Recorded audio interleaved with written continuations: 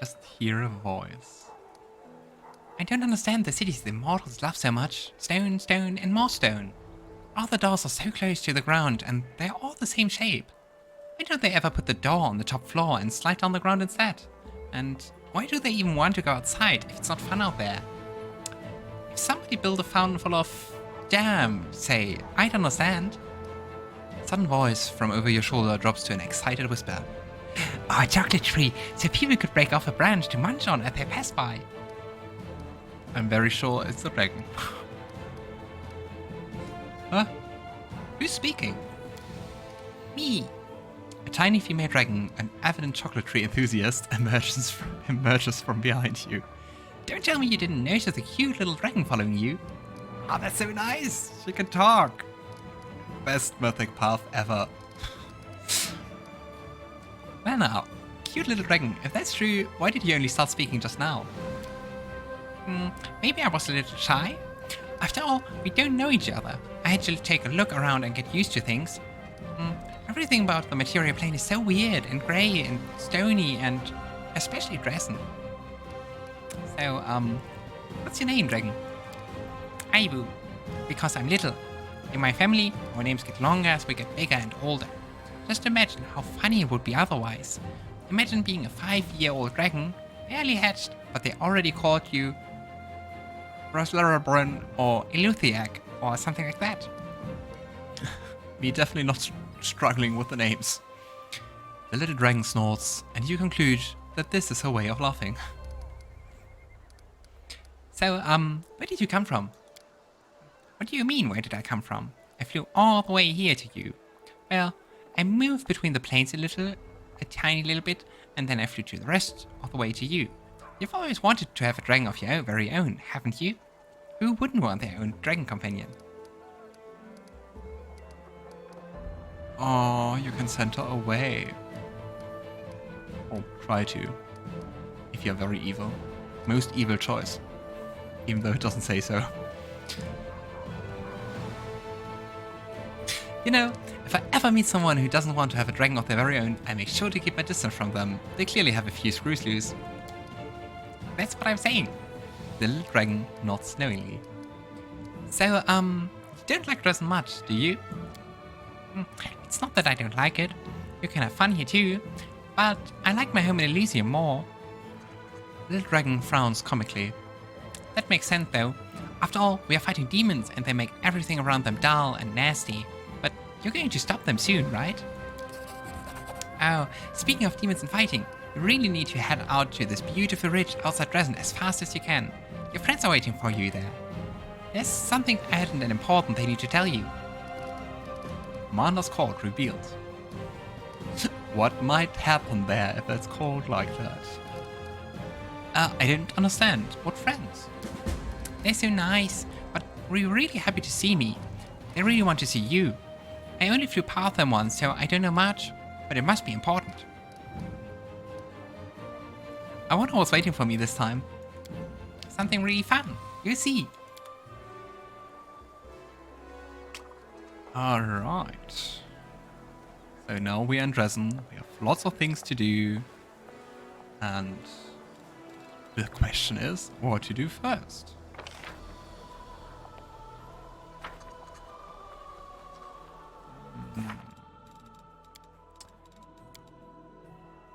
Interesting. The Kailessa quest is coming to an end, or is going to proceed this chapter. Go to the Heart of Mystery is not going to end in this chapter.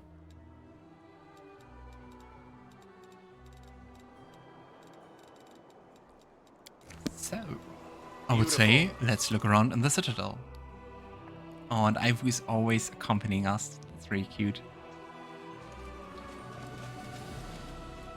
Your turn? No. A middle-aged paladin with a genial face salutes you. His sparse grey hair stands in fuzzy tufts on his head, giving him a distinctly unwarlike experience. Ever bright, Crusaders reporting for duty. My name is Seelah Cobilin, and I'm at your service. Queen Griffin is gathering the main forces in Nerosian. She ordered us to replenish the losses suffered in Kenabres and come here. We will support your troops. A tall, dark-eyed lad is standing behind Sire. He passionately echoes Sire's words. "We are ready to go to the front immediately. Allow us to be at the sphere of the attack." The old Crusader called the young man to order. Marvek, don't speak unless spoken to. Don't worry, no one will be defeating any demons without you. Sire smiles kindly and tussles the boy's hair. Oh. What exactly do you have brought with you? Ever right. Crusaders mainly, but we have a lot of volunteers who joined us.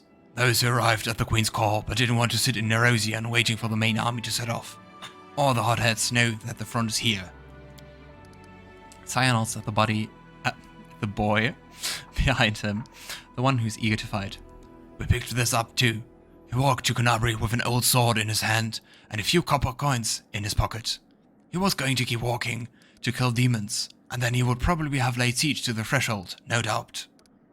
The boy's cheek go pink at the old man's gentle mockery, but he continues to stare ahead resolutely and boldly. Did you fight in Kenabres? How are things there? Not personally, no. The Queen summoned me and the bulk of our order to Nerosian.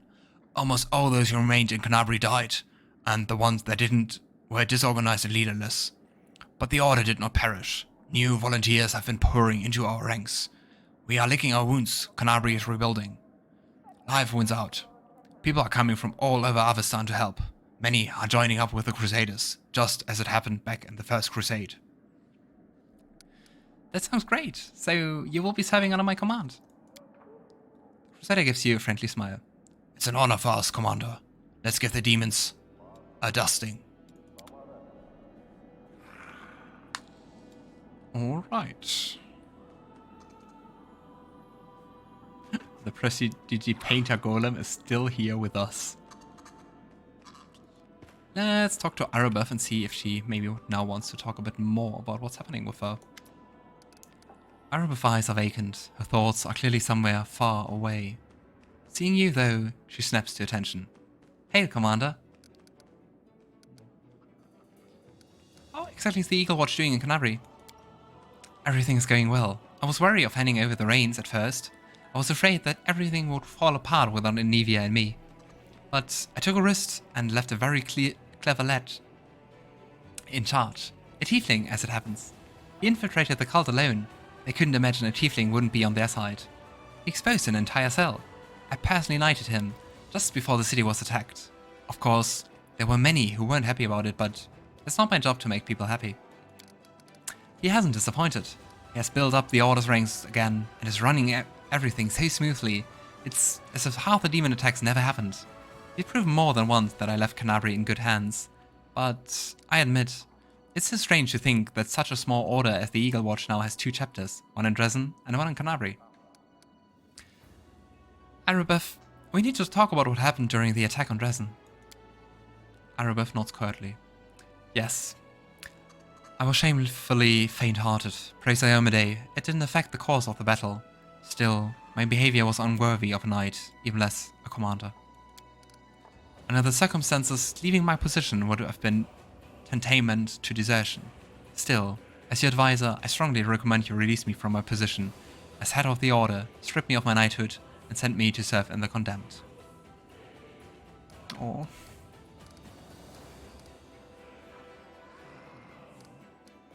I really like Arabeth. I think she's a really, really cool character. You deserve the titles more than you. Don't blame yourself. Under the circumstances, you did everything possible, and more besides. Oh, we succeeded the diplomacy check. With a plus 24 and a minimum of 10. Thank you, Commander. The gratitude in Arabeth's voice is sincere. A spark of enthusiasm appears in her eyes, which had grown dull over recent weeks. The half-orc salutes you sharply. For a moment, you once again see the Arabeth who was ready to protect the defender's heart to her dying breath. Thank you for still trusting me, more than anyone else does in this crusade, even more than I trust myself. Despite your words, Arabeth obviously still feels unworthy of her commander's rank. Changing her mind will require more than platitudes. Perhaps you can bolster her by appointing her to a position where she can work more closely with rank and file soldiers. those whose faith in their commander remains undimmed. New event, orders to Irobuff. I think here it says manage crusade affairs, so I think we can do it here. But first, let's talk to Regill. Ah, there's nothing new. Let's talk to Nivea. Look who it is! Hi! Have you figured out how the demons have been sneaking up on us? Nivea's answers with a scarcely concealed irritation. No dice. Our scouts crawled all over the area, down every hole. Nothing. The Grey Road was completely empty, and then, bam! A whole army popped up like a jack-in-the-box. My only lead is a few scouts who didn't come back from the gorges to the southwest. But we found no sign of secret paths or underground passageways. And definitely no route we can use to quietly move a large force through. But I feel it in my gut. There's some evil scum out there. We just have to look harder. Of course, I could send out more scouts, but they might just disappear like the first ones. Why don't you go there yourself and find out what's next? Did you maybe find anything out about where Minago is? Inivia shakes her head sharply. Nope, zero, zilch, a whole lot of nothing. The scum melted into thin air. Soldiers saw her jump out the window, run through the square in front of the citadel, and suddenly disappear. We haven't heard anything from her since, and I don't like it. I'm telling you, this is bad. First of all, her kind doesn't just give up. If we can't see her, it means she's setting a trap for us somewhere we won't expect. I mean, it would be great if the demon lords just gobbled her up for all her failures, but I think that's too much to hope for. But that's not the word part. We have a more interesting question, you know? I wonder how she teleported from the city, if by that time you'd already hung the banner. The soldiers are saying probably it wasn't in full force by then, but you and I both know that's dross. She wasn't supposed to be able to teleport, but she did. The question is, how? What do you think of my new powers? Nivea scoffs. I don't know if this counts as blasphemy or whatever, but you look like Desna just had her wicked way with you. I think it does. You've got a bit of that divine sass about you now. And the dragon. I'm a little put out that I didn't get to see how you flew on the thing in battle, sending the demons running scared, grabbing whatever they could and hightailing it out of here. Alright, you watch yourself now. Alright, let's do some politics. I guess. Don't ignore requests from your companions. Help them and they will help you in turn. Okay, we have lots of events and even more decrees. Okay, well, not lots of events. We have 2. Crusade development. Now that you have captured Drezen, new options for the Crusade have become available to you.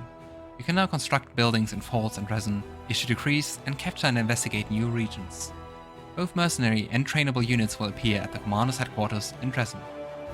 The demon armies will try to take Drezen from you, destroy them, or else, after 7 days of siege, Drezen will be completely blockaded by enemy forces.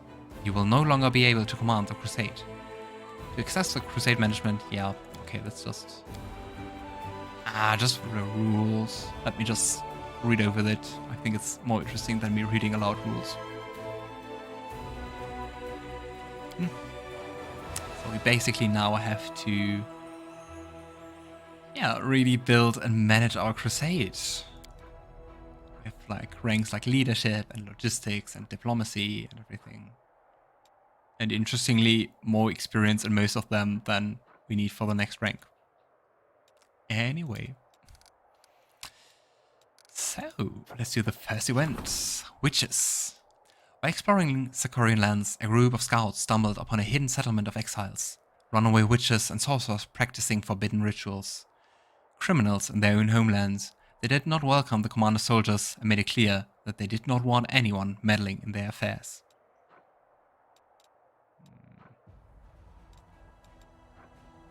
So we can destroy the settlement, we can establish trade, we can force them into service. Sounds very evil. It is evil. Or inform the Order of Pyre. Let's establish trade with them, especially if they are not hostile. I think that's the nicest option. No matter how sinister ritual the witches perform, they are not enemies of the Crusaders. You can trade with them. Let's hope it doesn't have any consequences. crowd of the destitute, the sick, and the feeble-minded has arrived in Drezen. They're asking to be admitted. Their lives are rough, they've no place where they belong, and they wish to die as heroes, at the very least. But the Crusaders do not wish to fight side by side with these vagrants either. Interesting. We have one option, which is just available for angels, and one if we would have a Arueshalae in our party. Or if she has lost interest in the affairs of the Crusaders.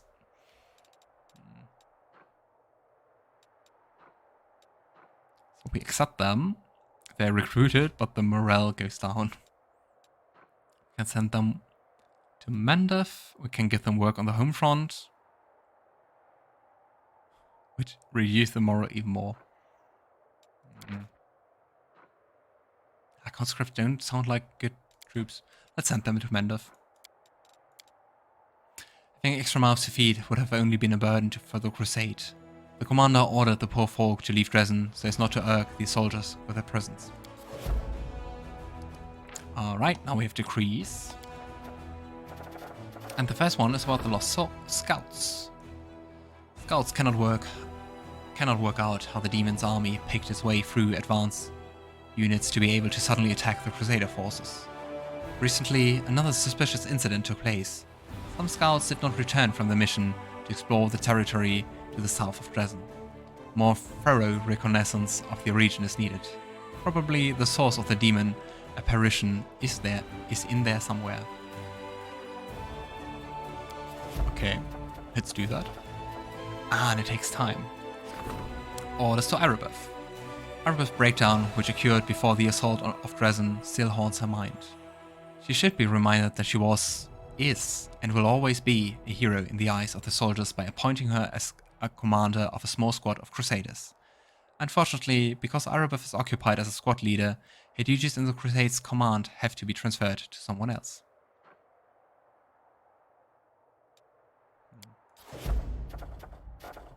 We can do one more. And we can do one at a time for each attribute, I guess. Let's form a diplomatic council. The crusade depends on the support of Nerosian and foreign countries. The diplomatic council will see to it that no political problems interfere with the regular inflow of gold and recruits to Drezen. I think that sounds like a plan.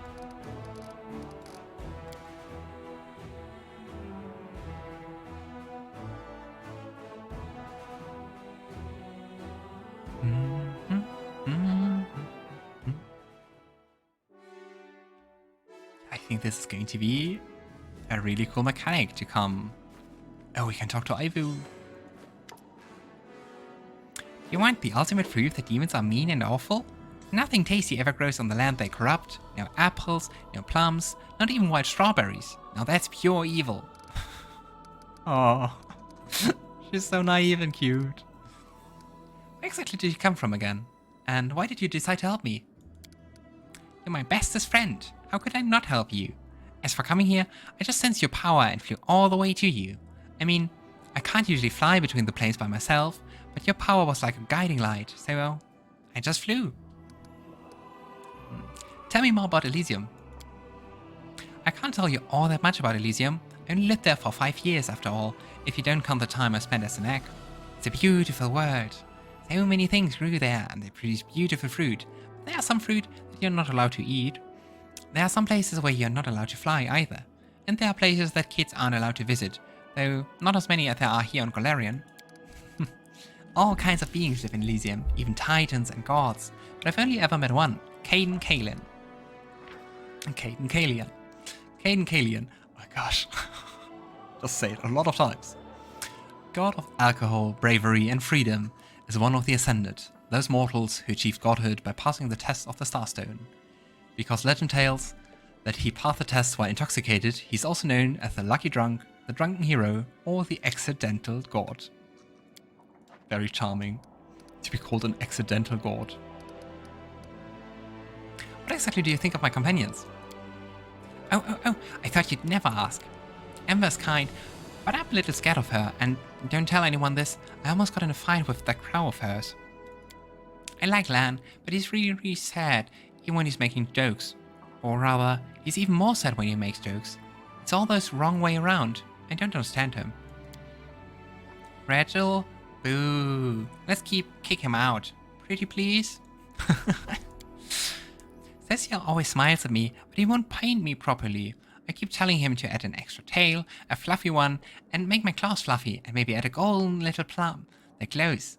But she just said that I don't look like that in real life. Who cares about real life when you can imagine so much better? Seelah, I kind of like her, but I kind of don't. She always treats me like I'm just some little pipsqueak. I mean, I know I'm little, but I'm still a dragon. Camellia is beautiful, but the spirit doesn't seem to want to talk to me for some reason. I guess it's just too shy. Concern. Daeran is mean. He doesn't think I'm even a little bit cute, I'm sure of it. How can you even speak to someone who doesn't love a cute little dragon like me? Best reason. I'm a bit scared of Nenio. She already tried to catch me 3 times. She said she wanted to measure me with a ruler or something and attach a clothespin to my wing. It sure was annoying. Ulbrig is so fun and so nice. When he plays with me, he can toss me higher than the trees with one hand, faster than I can fly, and he laughs so loud, it's like a thunderstorm. Oh, that sounds very cute. I like Irabeth, but only from a distance. I don't want to be too friendly with her. I mean, she'd probably start making scary faces and stamping her feet if I scatter peace where the paladins go to pray. You know, to make them flip and flay their arms about trying to stay standing. That would be funny. Anivia probably wouldn't yell at me, but she'd probably catch me before I even poured the piece. I'm friends with your entire court, especially Ranka, Wallflower and Ike's, but you probably know that already. Yeah, I think we should visit the court first. Aren't you kind of scared of battling the demons? Not even a little bit. After all, I have you by my side. By the way, next time we meet any demons, we should ask them if they're scared to fight us. Alright. Amazing talk, I have to go. Then I have to go too. We have to go, both of us. I love this dragon. She's the best. Let's see what we can do. Let's go to the tavern. Oh, we went directly into it. And it's still the same tavern theme. Nice.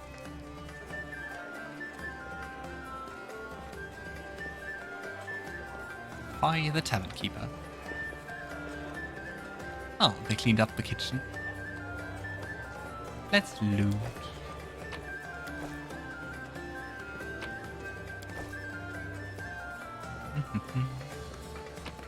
The song is just so nice. Sounds so fun and like people dancing and everything. Very cool. Here we go. I'm excited to see how the game changes now that we manage a crusade and have more like, at least for this act, it seems like we have way less of a clear main quest and more like multiple smaller main quests. Doesn't seem to have like that much of a guidance. I'm still looking forward to it. It's not a critique. The boy sitting on the counter looks about 18. He salutes you with dignity, though his eyes scarcely rise from the tavern's ledger. The Knight Commander at my establishment. What an honor. My name is Fai Kito. I'm the owner of a half measure. How should I address you? I ask because some don't like undue familiarity, while others scoff at the tediousness of ceremony and titles.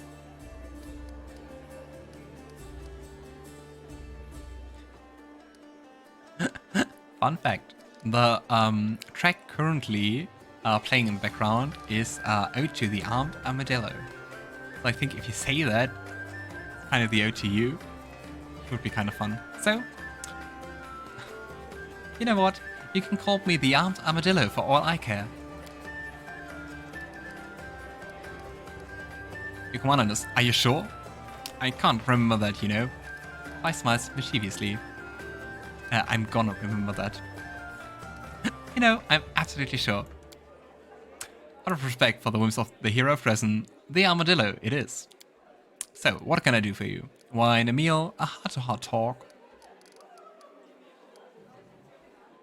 How is it that such a young lad owns a tavern? Before the siege of Drezen, the half-measure belonged to a distant relative. I won't bore you with the details of how this family died.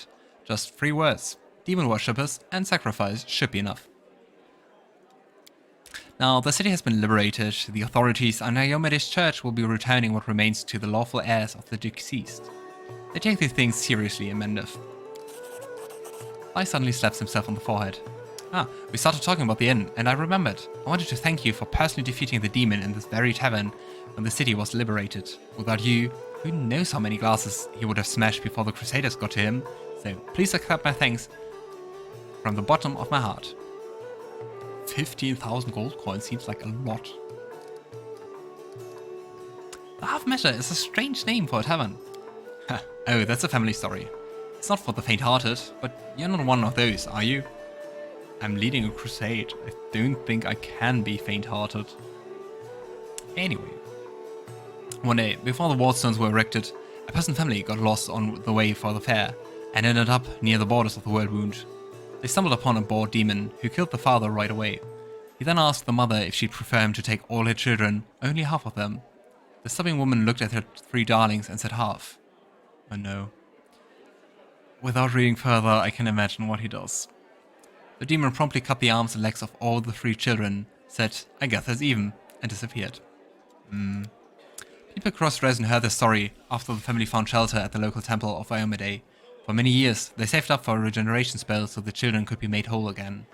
They eventually scrapped together enough for just 1 scroll, and decided to give the youngest child a second chance at life. He soon became the tavern's first owner, and called it the half-measure in memory of his family and the terrible incident with the demon. He had a good life, for a time, got himself married, and always planned to help his brother and sister, though he never got a proper chance. When the demons had Drezen surrounded, the poor cripples tried to run for their lives, but they died on the spot. The brother and his wife died a little later, at the hands of the deserters. There were rumors that the same demon that butchered the family came to Drezen and made a den of the half-measure. If that's true, I guess he got what he deserved when you freed the city. That's the story. I shrugs pensively. Why do you like sitting on the counter? Very unusual for tavern keep. 2 reasons. I say seriously. Drezen isn't the biggest city, but it still has a few taverns and pubs. To compete with the others, I need people to remember my establishment, and myself. That's the first reason. A tavern keeper who sits on the counter definitely sticks out from the others who prefer to stand behind the bars, all dignified. Believe me, you're not the first one to ask. Sooner or later, every customer does. The second reason is the place's atmosphere. People should feel relaxed here. Life near the Worldwound is hard enough.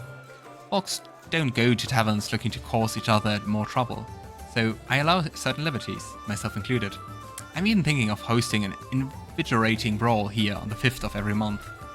I let my favorite customers break glasses and swing on the chandelier.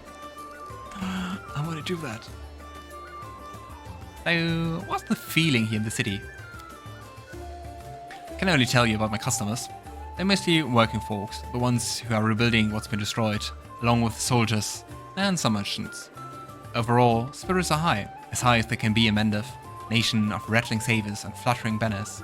Everyone loves it when the demons get their horns, tails, and other parts handed to them. They're already forgotten that we nearly lost Kenabres. It was like that. People live for one day, and that day is tomorrow, not yesterday.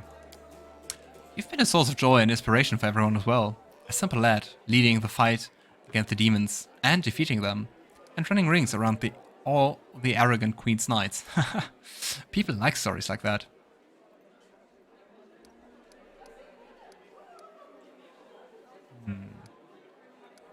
Glad to hear that. I hear that I'm a source of hope and inspiration. You know what? My mother used to say back when she was alive, little smiles grow into big victories. Let's drink to that. Another round on the house. Item received, meat. What do your customers say about my new powers? It sounds so arrogant to always ask about that. They talk about you so much that you could fill a hefty tome with theories about your birth alone. You may be the new Herald of Desna, or perhaps the sun. You're born from a beautiful flower, or you fell to Golarion with the falling stars of Numeria. The earth blossoms under your feet, and water turns to ale. Incidentally, if this last one is true, please don't perform that miracle too often, or you'll drive down my prices. Forgive me, but your little dragon has caused a stir among the townsfolk.